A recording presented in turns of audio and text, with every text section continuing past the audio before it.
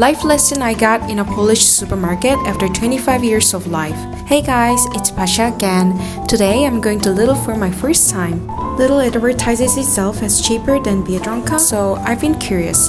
Let's check it out. So I'm at Lidl right now. Look at these cute cards for kids. Aww. I bought 2 mango, 1 arbuz, borówki, cebula, tortilla, masło, pomidor, jogurt, krakówka wieprzowa i sos burdak. And I saw amazing thing. They're selling different kinds of potatoes for different use.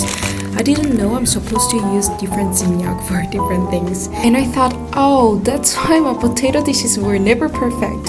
Anyway, these are what I bought and costed 110 zloty.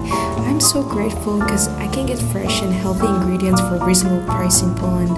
The fact that I can afford good ingredients really means a lot to me. Thank you Poland for great, said chleb, owoce, mleko i masło. Dobrze, pa pa!